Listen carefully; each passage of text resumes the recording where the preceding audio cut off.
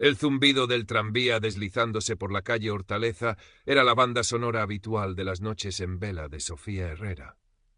A sus 38 años, con una carrera como arquitecta que muchos envidiarían y un ático minimalista pero acogedor en el corazón de Madrid, la soledad era una compañera demasiado frecuente, una sombra que se alargaba con cada proyecto terminado, con cada éxito celebrado en la intimidad de su silencio. El eco de una ruptura, 2 años atrás, todavía resonaba en las paredes de su vida, un recordatorio constante de la fragilidad de los lazos y de su propia bien disimulada necesidad de afecto. «Otra noche en blanco, ¿eh, Super Sofía?» La voz de Laura, su mejor amiga desde la Facultad de Arquitectura, sonó al otro lado del teléfono, cargada de esa mezcla de sorna y cariño que tanto la caracterizaba. «No exageres, Lau, solo revisaba unos planos. Planos que seguro ya estaban perfectos ayer. ¿Has cenado algo que no sea café con ansiedad?» Sofía sonrió. Laura, abogada pragmática y con los pies dolorosamente anclados a la tierra, era su contrapunto, su ancla. Una ensalada, muy nutritiva. Claro. Oye, el otro día en el despacho una compañera me habló de una app de citas nueva. Alma Conectada o algo así. Dice que es para gente con intereses elevados, ya sabes, culturetas como tú que no buscan solo... Bueno, ya me entiendes. Sofía resopló. ¿Una app de citas? Laura, por favor. Tengo suficiente con los algoritmos de los programas de diseño. No seas vinagre. Es solo una idea. Peor que mirar el techo y pensar en el ángulo de la luz de la luna no puede ser. Piénsalo. O no. Pero cena algo decente. ¿Quieres? Esa noche, sin embargo, las palabras de Laura volvieron a ella. Alma conectada. ¿Qué podía perder? Con un suspiro que mezclaba escepticismo y una pizca de curiosidad que se negaba a morir, descargó la aplicación. Creó un perfil escueto, profesional, con una foto donde sonreía con la misma contención con la que afrontaba sus proyectos más ambiciosos. Deslizó algunos perfiles sin interés. Hombres que posaban sin camiseta en gimnasios, otros con frases impostadas sobre buscar su media naranja. Estaba a punto de cerrar la aplicación cuando un perfil llamó su atención. Alejandro Vargas, arquitecto, restaurador de patrimonio histórico. La foto mostraba a un hombre de unos 40 y pocos años, con una barba cuidada y una mirada inteligente que la pantalla. En el fondo se adivinaba un paisaje árido, casi lunar, y unas ruinas antiguas. Su biografía era concisa, provocadora, devolviendo el alma a las piedras olvidadas, buscando una mente que vibre en la misma frecuencia. Sofía sintió un vuelco, restaurador de patrimonio. Su propia pasión secreta, la que había aparcado por la arquitectura moderna y funcional que le daba de comer. Le envió un tímido hola. La respuesta de Alejandro no tardó en llegar, iniciando una conversación que fluyó con una naturalidad asombrosa. Hablaron de estilos arquitectónicos, de la belleza austera de las ermitas románicas perdidas en la España vaciada, de la poesía de un muro de piedra que había resistido siglos. Sofía, por primera vez en mucho tiempo, se sintió genuinamente escuchada, comprendida.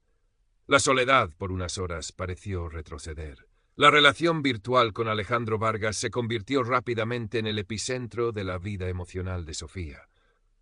Sus días comenzaban con un buenos días, luz de Madrid de Alejandro y terminaban con largas conversaciones nocturnas que se extendían hasta la madrugada, desafiando el cansancio y las obligaciones del día siguiente. Él le contaba sobre su proyecto actual. La restauración de un monasterio casi en ruinas en una zona remota y de difícil acceso de Extremadura, cerca de las Urdes. Un lugar, según él, donde el tiempo se había detenido y cada piedra susurraba historias de siglos. Le enviaba fotos del paisaje agreste, de muros desconchados que él prometía devolver a su antiguo esplendor, detalles de capiteles románicos erosionados por el viento y la lluvia. Nunca aparecía él claramente en esas fotos.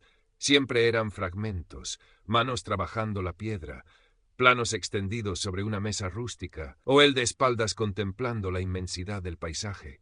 Las videollamadas eran esporádicas y de pésima calidad. Alejandro siempre lo atribuía a la pésima cobertura en aquella España olvidada, a la batería solar que apenas daba para lo esencial. Sofía, aunque anhelaba ver su rostro con claridad, aceptaba sus explicaciones. La voz de Alejandro, cálida, culta, con un ligero acento del sur que ella encontraba encantador, era suficiente para alimentar su imaginación.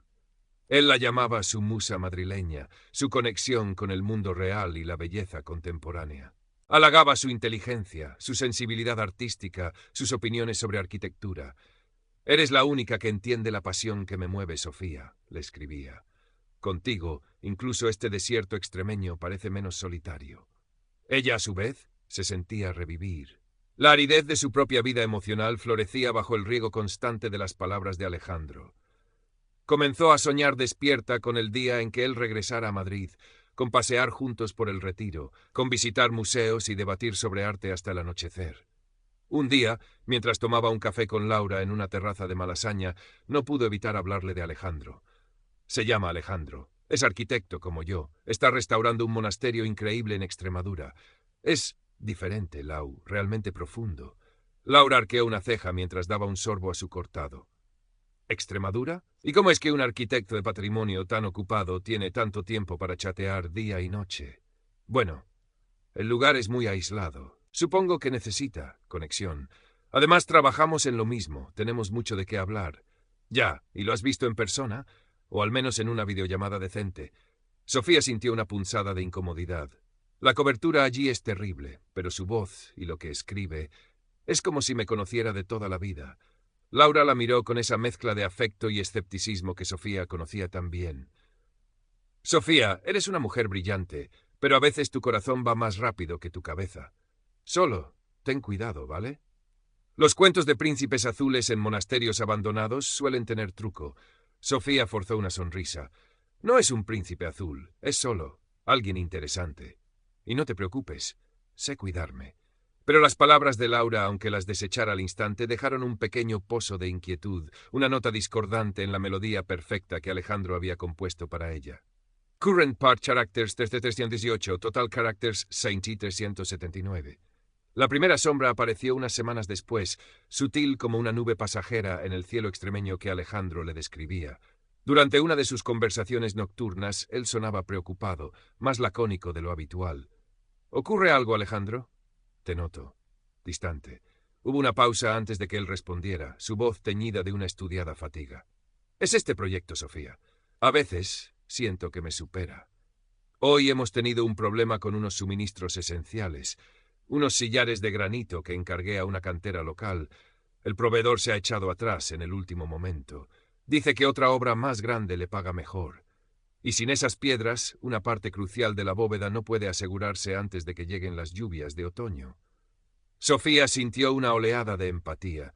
Conocía bien las frustraciones de las obras, los imprevistos, la burocracia. No hay otras canteras o alguna forma de renegociar. En esta zona las opciones son limitadas y el tiempo apremia. Además, hizo otra pausa, como si le costara continuar. Para asegurar un nuevo pedido rápido con otro proveedor, necesitaría hacer un pago por adelantado que no tenía contemplado en el presupuesto inmediato. La administración de la fundación que patrocina esto es lenta, muy lenta. Él no pidió nada directamente, solo compartió su frustración, su impotencia ante la rigidez de los sistemas. Sofía pasó la noche inquieta pensando en Alejandro solo, luchando contra la adversidad en aquel rincón perdido. A la mañana siguiente la idea surgió casi de forma natural. Ella tenía unos ahorros. No era una fortuna, pero quizás suficiente para ayudarle a solventar aquel pequeño contratiempo. Cuando se lo propuso, la reacción de Alejandro fue una mezcla de sorpresa y gratitud conmovida. Sofía, no podría aceptarlo. Es tu dinero. Alejandro, por favor, somos amigos, ¿no?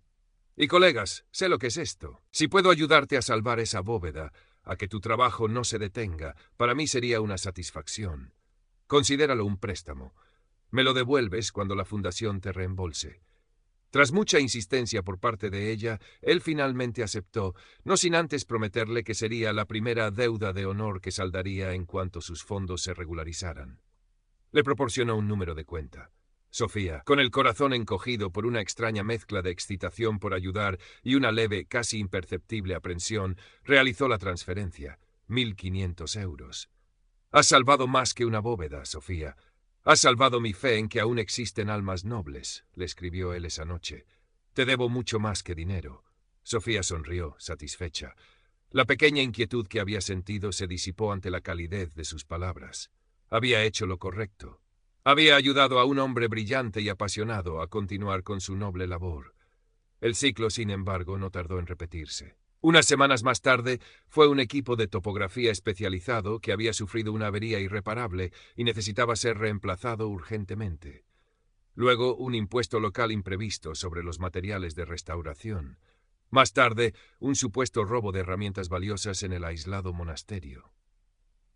Cada nueva crisis venía acompañada de la voz angustiada de Alejandro, de sus detalladas explicaciones sobre la complejidad de trabajar en un entorno tan remoto y con tan pocos recursos, de su frustración ante la indiferencia burocrática. Y cada crisis se resolvía con una nueva ayuda temporal de Sofía. Las cantidades iban en aumento. 2.000 euros, luego 3.500. Sus ahorros personales comenzaron a mermar considerablemente. Laura notó el cambio en Sofía. Estaba más distraída, a veces con ojeras que ni el maquillaje podía disimular. Y había dejado de hablar de Alejandro con el entusiasmo inicial. Ahora, cuando lo mencionaba, era con una especie de ansiedad defensiva. ¿Todo bien con tu amigo el restaurador de piedras milenarias?, le preguntó Laura un sábado, mientras compartían un brunch tardío en la Latina. Sofía removió su café con leche, evitando la mirada de su amiga. Sí, bueno, está teniendo muchos problemas con el proyecto. Es un lugar muy complicado, ya sabes. Mucha corrupción local, parece. ¿Corrupción? ¿Y te ha pedido dinero otra vez? La pregunta fue directa, sin rodeos. Sofía se sintió acorralada. No es que me lo pida exactamente. Es que, bueno, le he ayudado con algunos gastos imprevistos. Es un préstamo, claro. Me lo devolverá en cuanto la fundación libere los fondos. Tienen unos trámites terribles. Laura dejó su tenedor sobre el plato con un golpe seco. ¿Cuántas veces, Sofía? ¿Y cuánto dinero? Laura, no es asunto tuyo. Es mi dinero y sé lo que hago. Alejandro es un hombre íntegro y está haciendo un trabajo increíble. Un hombre íntegro al que no le has visto la cara en condiciones y que vive de crisis en crisis que casualmente solo tú puedes solucionar con tu dinero. ¿No te suena ni un poquito a timo de manual? He leído sobre estas cosas. Estafas románticas, les llaman. Empiezan con halagos, crean dependencia emocional y luego el sablazo. Sofía se levantó bruscamente de la mesa, el rostro encendido. No te permito que hables así de él. Tú no lo conoces. Eres una cínica y no entiendes nada. Salió del restaurante casi corriendo, dejando a Laura con la palabra en la boca y una profunda preocupación en los ojos. La discusión con su mejor amiga la dejó temblando. ¿Cómo podía Laura ser tan cruel, tan desconfiada? Alejandro era la persona más honesta y apasionada que había conocido. Estaba pasando por una mala racha. Eso era todo. Y ella estaba allí para apoyarlo, como él la apoyaba a ella con sus palabras, con su comprensión. Se sentía más unida a él que nunca, unidos contra un mundo que no entendía la nobleza de su empresa ni la profundidad de su conexión. Esa misma noche, Alejandro le contó, con la voz entrecortada por la emoción, que había hecho un descubrimiento asombroso en el monasterio. Unos frescos medievales ocultos tras un muro, de un valor incalculable. Esto lo cambia todo, Sofía, le dijo. Esto podría poner al monasterio en el mapa mundial del patrimonio. Pero su voz se ensombreció. También significa que necesito protegerlo con urgencia. Hay rumores de que una empresa minera quiere expropiar terrenos cercanos, y si se enteran de esto, podrían intentar cualquier cosa. Necesito contratar seguridad, instalar un sistema de vigilancia básico, y todo eso cuesta dinero que no tengo ahora mismo. La descripción de los frescos, la pasión en la voz de Alejandro, la urgencia de la situación. Sofía sintió que estaba participando en algo verdaderamente importante. Esta vez, la cantidad que él sugirió como necesaria era considerable, 10.000 euros. «Es la última vez que te pido algo así, mi amor», le susurró él. «Con esto aseguro los frescos y presento el informe a la fundación.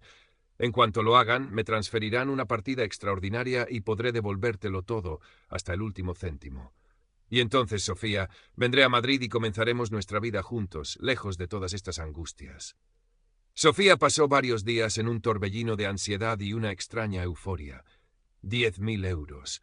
Era casi todo lo que le quedaba de sus ahorros más líquidos. Significaba renunciar a las vacaciones que había planeado, quizás incluso ajustar algunos gastos importantes de su estudio. Pero la idea de ser la artífice de la salvación de aquellos frescos, de asegurar el futuro de Alejandro y por ende el suyo propio junto a él, era demasiado poderosa. Los mensajes de Alejandro eran cada vez más apremiantes. «Los buitres ya sobrevuelan, Sofía. Siento su aliento en la nuca. No podemos perder tiempo». Las advertencias de Laura resonaban en algún rincón oscuro de su mente, pero las acallaba con la lógica que el propio Alejandro le proporcionaba. Él era un experto, conocía los riesgos. Ella, desde Madrid, no podía juzgar la situación real en aquel rincón perdido de Extremadura. Le envió un mensaje a Laura, un escueto: «Siento lo del otro día. Estaba muy tensa. ¿Podemos vernos?». Necesitaba, aunque no quisiera admitirlo, un contrapeso, una voz que no fuera la de Alejandro susurrándole al oído. Se encontraron en el Parque del Oeste, un domingo por la mañana. El sol de otoño bañaba de oro las hojas de los árboles. Sofía, tras un preámbulo torpe, le contó la situación de los frescos y la necesidad imperiosa de Alejandro. Laura la escuchó en silencio, el rostro impasible. Cuando Sofía terminó, Laura suspiró. «Sofía, ¿tú has visto frescos?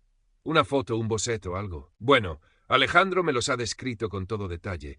Dice que son impresionantes y que no puede arriesgarse a enviar fotos por si interceptan las comunicaciones. Es un asunto muy delicado». «¿Y te ha pedido 10.000 euros?» Sofía asintió, la mirada fija en sus manos. «¿Y tú estás pensando en dárselos?» Otro asentimiento. Laura se pasó una mano por el pelo. «Vale, entendido». «Sofía, quiero que me prometas una cosa. Solo una. Antes de hacer nada, déjame que yo haga un par de llamadas. Tengo un antiguo compañero de la facultad que trabaja en la Consejería de Cultura de la Junta de Extremadura. Quizás él sepa algo sobre un proyecto de restauración tan importante en un monasterio o sobre un arquitecto llamado Alejandro Vargas trabajando allí. Solo por curiosidad profesional, ¿entiendes?» Sofía sintió un nudo en el estómago. Una parte de ella quería gritar que no se metiera, que confiaba en Alejandro. Pero otra parte, pequeña y asustada, agradeció la oferta de Laura. «Está bien, Lau. Pero sé discreta, por favor. No quiero que Alejandro piense que dudo de él. Descuida. Discreción absoluta. Pero prométeme que esperarás mi llamada antes de mover un solo euro». Sofía se lo prometió, aunque una sensación de traición hacia Alejandro la invadió. Los 2 días siguientes fueron una tortura. Alejandro le enviaba mensajes cada vez más urgentes, hablando de movimientos sospechosos cerca del monasterio, de la necesidad de actuar ya. Sofía apenas dormía, atrapada entre la lealtad a Alejandro y la promesa hecha a Laura. Se sentía como si estuviera caminando por una cuerda floja sobre un abismo. Y si Laura no descubría nada y ella perdía la oportunidad de ayudar a Alejandro en el momento más crucial. Y si, por el contrario, Laura descubría algo que... No quería ni pensarlo. Current part characters, 330. Total characters, 1607. La llamada de Laura llegó el martes por la tarde, mientras Sofía estaba en su estudio intentando concentrarse en los planos de un nuevo edificio de oficinas. «Sofía, ¿estás sentada?» La voz de Laura era extrañamente plana. El corazón de Sofía dio un vuelco. «¿Qué pasa?» «Hablé con mi contacto en la Junta. Y con un par de personas más del mundillo de la restauración de patrimonio en Extremadura». «¿Y?», preguntó Sofía, conteniendo el aliento. «Hay varios proyectos de restauración en monasterios en Extremadura, sí. Algunos bastante importantes, pero ninguno, repito, ninguno, está a cargo de un arquitecto llamado Alejandro Vargas. Es más, ese nombre no le suena a nadie en el sector». Sofía sintió que el suelo se abría bajo sus pies. «Pero eso no puede ser. Quizás trabaja con otro nombre o es un proyecto muy reservado». «Sofía, he sido muy específica. He descrito la zona que me dijiste, el tipo de monasterio. Nada. Cero. Luego hice algo más. Me enviaste una de esas fotos artísticas que te manda, ¿recuerdas? La de las manos trabajando una piedra con unas herramientas antiguas». «Sí. Hice una búsqueda inversa de imágenes en Google.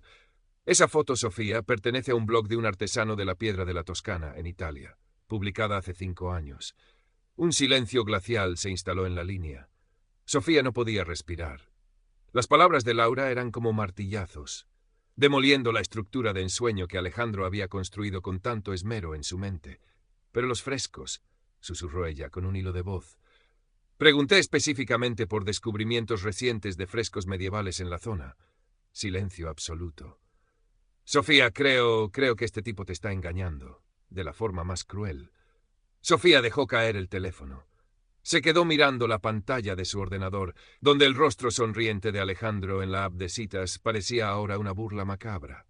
Las náuseas la invadieron. No podía ser. Todo aquello, las conversaciones profundas, la conexión, los sueños compartidos, ¿todo una mentira? ¿Una actuación para sacarle dinero? Recogió el teléfono con manos temblorosas. Necesitaba hablar con él, confrontarlo, oír su voz negándolo todo, dándole una explicación, por inverosímil que fuera. Marcó su número. Sonó 1, 2, 3 veces. —¿Sofía? ¿Cariño? ¿Todo bien? Estaba a punto de llamarte. La situación aquí es crítica. La voz de Alejandro sonaba igual que siempre, cálida, preocupada, íntima. Sofía tragó saliva, intentando que su voz no temblara. —Alejandro, necesito que me digas la verdad. Sobre el monasterio. Sobre ti. Hubo un instante de silencio al otro lado. Luego una risa suave, casi divertida. —La verdad, mi amor, ¿a qué te refieres? Siempre te he dicho la verdad. Laura, mi amiga, ha investigado, dice que no hay ningún Alejandro Vargas trabajando en Extremadura, que las fotos que me envías no son tuyas. Otra pausa, esta vez más larga. Cuando Alejandro volvió a hablar, su tono había cambiado. Ya no había calidez, solo un frío metálico que le heló la sangre a Sofía. —Ah, tu amiga, la abogada lista. Siempre supe que sería un problema. ¿Y tú le crees a ella antes que a mí, Sofía? Después de todo lo que hemos compartido, solo dime la verdad, Alejandro. Los frescos, el dinero. El dinero ya no importa, Sofía. Lo que importa es tu falta de confianza. Pensé que eras diferente, pero eres igual que todas. Y antes de que Sofía pudiera responder, él colgó. Sofía volvió a llamar una y otra vez. El número comunicaba o saltaba directamente al buzón de voz. Le envió mensajes frenéticos a través de la aplicación. —Alejandro, por favor, tenemos que hablar. Explícamelo, tiene que haber un error. No puedes hacerme esto. Pero sus mensajes quedaban sin leer. El perfil de Alejandro Vargas, el arquitecto restaurador de piedras olvidadas, seguía allí, intacto, pero él se había esfumado, como si nunca hubiera existido más allá de la pantalla de su teléfono. Los días que siguieron fueron un borrón de incredulidad, rabia y una vergüenza tan profunda que apenas podía mirarse al espejo. Cada palabra de Alejandro, cada promesa, cada confidencia, resonaba ahora en su cabeza con el eco grotesco de la mentira. Había entregado no solo su dinero, casi 7.000 euros en total, se dio cuenta con horror al sumar las transferencias, sino también su confianza, sus esperanzas, sus anhelos más íntimos. Se sintió despojada, vaciada, como uno de esos monasterios en ruinas que Alejandro decía restaurar, pero sin ninguna esperanza de reconstrucción. Laura estuvo a su lado, incondicional. No hubo reproches, solo un abrazo fuerte y la oferta de acompañarla a denunciar. Sé que es duro, Sofía. Terriblemente duro, pero tienes que hacerlo, por ti. Y para que este cabrón no siga destrozando vidas. Fueron juntas a la unidad de delitos telemáticos de la Policía Nacional. El agente que las atendió escuchó el relato de Sofía con profesionalidad, asintiendo con la cabeza en los momentos clave. No era la primera historia así que oía, ni sería la última. Les explicó la dificultad de rastrear a estos estafadores que a menudo operaban desde el extranjero, utilizando identidades falsas y redes complejas para mover el dinero. Las posibilidades de recuperar lo perdido eran escasas. Aún así, Sofía presentó la denuncia formal, entregando copias de los mensajes, los datos de las transferencias, las pocas fotos que tenía. Era un acto más simbólico que práctico, un intento de poner un punto final a aquella pesadilla, aunque supiera que las cicatrices tardarían mucho en cerrarse. Los meses siguientes fueron un lento y doloroso proceso de duelo. Duelo por el dinero perdido, sí, pero sobre todo duelo por la relación que nunca fue, por la confianza traicionada, por la imagen idealizada de sí misma como una mujer inteligente e inmune al engaño. Se sumergió en el trabajo con una ferocidad casi obsesiva, diseñando edificios que eran todo líneas rectas y ángulos precisos, como si quisiera imponer un orden geométrico al caos de sus emociones. Evitaba las reuniones sociales, las conversaciones superficiales. Incluso las llamadas de Laura a veces le resultaban difíciles de afrontar, no por Laura misma, sino por la vergüenza que sentía al recordar su propia ceguera. Comenzó a ir a terapia, a instancias de Laura. En la consulta de una psicóloga amable y de voz suave, Sofía empezó a desentrañar la madeja de sus sentimientos, a entender cómo su soledad, su anhelo de conexión y el recuerdo de su anterior desengaño amoroso la habían convertido en un blanco vulnerable para un depredador emocional como Alejandro. Aprendió que no era tonta ni ingenua, simplemente había sido víctima de una manipulación experta y cruel. Un año después del último mensaje de Alejandro, Sofía seguía reconstruyéndose, ladrillo a ladrillo. Había recuperado parte de su equilibrio, aunque la desconfianza hacia los demás, especialmente en el ámbito de las relaciones personales, era una sombra persistente. Ya no usaba aplicaciones de citas. La idea misma le provocaba un escalofrío. Una tarde, revisando unos viejos archivos en su ordenador, encontró la carpeta donde había guardado algunas de las primeras conversaciones con Alejandro, aquellas llenas de poesía y promesas. Dudó un instante, luego con un movimiento decidido, la arrastró a la papelera de reciclaje y la vació. No necesitaba aquellos fantasmas. Poco a poco, Sofía empezó a reconectar con el mundo. Volvió a disfrutar de las cenas con Laura, esta vez sin secretos ni defensas. Incluso se atrevió a apuntarse a un curso de cerámica, algo que siempre había querido hacer, encontrando una extraña satisfacción en moldear el barro con sus propias manos, en crear algo tangible y real a partir de la materia informe. Una mañana, mientras paseaba por el rastro, sus ojos se detuvieron en un pequeño puesto de libros de segunda mano. Un volumen delgado, encuadernado en piel desgastada, llamó su atención. La poética del espacio, de Gaston Bachelard. Un libro que Alejandro había citado en una de sus primeras conversaciones, maravillándola con su supuesta erudición. Sofía lo tomó entre sus manos. Por un momento sintió el eco de la antigua herida, pero luego una nueva sensación la invadió. No era rabia ni tristeza, era una especie de calma distante. Compró el libro. Esa noche en su ático de Madrid, con el sonido del tranvía como telón de fondo, comenzó a leerlo. Las palabras de Bachelard sobre la casa como refugio del alma, sobre los rincones que guardan nuestros sueños, resonaron en ella de una forma nueva, personal.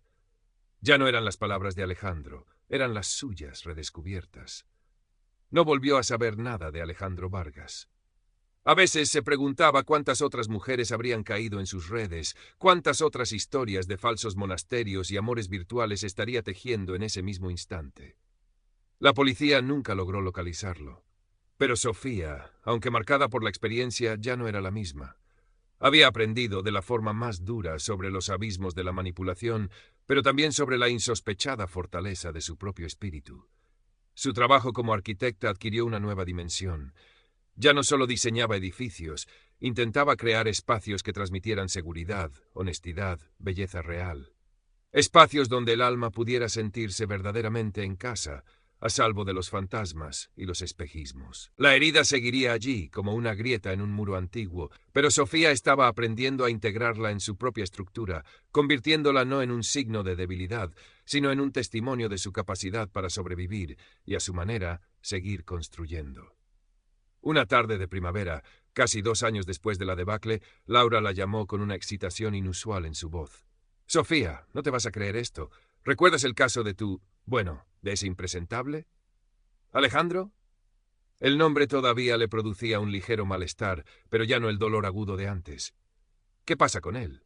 Acaban de desarticular una red de estafadores románticos que operaba desde la Costa del Sol, varios detenidos. Y por la descripción del modus operandi, uno de ellos encaja muchísimo con tu historia. Lo llamaban el arquitecto de sueños rotos en los informes preliminares de la prensa. A Sofía se le erizó la piel. ¿Crees que podría ser él? No lo sé con certeza, pero la policía va a contactar a víctimas de casos similares para ver si pueden identificar a alguno de los detenidos por fotos o grabaciones de voz, si las hay. Quizás te llamen. La llamada llegó 2 días después. Una inspectora amable le pidió si podía acudir a la comisaría.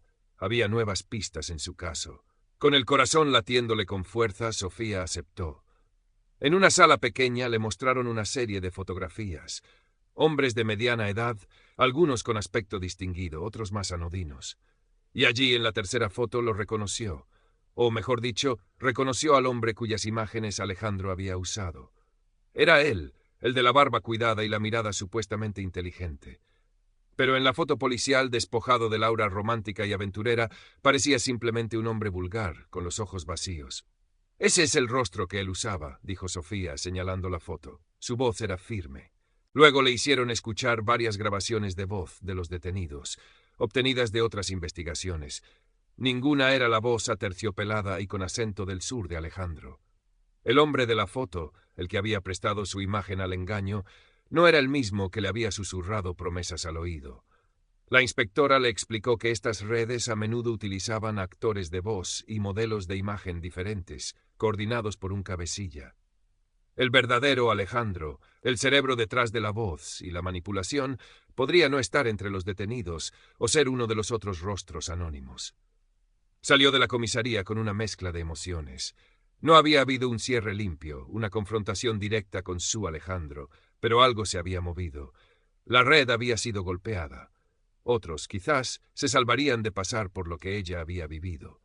Esa noche, Sofía no revisó planos ni se perdió en los rincones oscuros de sus recuerdos. Abrió su ejemplar de La poética del espacio y leyó hasta que el sueño la venció. Un sueño tranquilo por primera vez en mucho tiempo, sin la sombra de monasterios extremeños ni arquitectos fantasmales. Los años siguientes vieron a Sofía florecer de una manera que ni ella misma hubiera esperado. Siguió con su terapia, transformando el dolor en una comprensión más profunda de sí misma y de la naturaleza humana. Su estudio de arquitectura creció y se especializó en proyectos de restauración sostenible, devolviendo la vida a edificios antiguos con un respeto y una autenticidad que nacían en parte de su propia experiencia con la falsedad. No volvió a buscar el amor en aplicaciones de citas, pero tampoco se cerró a él. Simplemente dejó que la vida siguiera su curso, con una cautela nueva, sí, pero también con una apertura serena. Aprendió a valorar las conexiones reales, las que se construyen lentamente, con hechos y no solo con palabras elocuentes. Current Part Characters 3438, Total Characters 3156. Un día, mientras supervisaba la restauración de una antigua casa señorial en un pueblo de la Sierra de Madrid, conoció a Miguel, el historiador local encargado de documentar el proyecto. Era un hombre tranquilo, con manos de erudito y una sonrisa tímida que le recordaba la luz del sol filtrándose por una vidriera antigua. No hubo fuegos artificiales ni promesas grandilocuentes. Solo conversaciones pausadas sobre historia, arte y la vida sencilla, compartidas durante los almuerzos en la tasca del pueblo o paseando por los senderos cercanos al caer la tarde.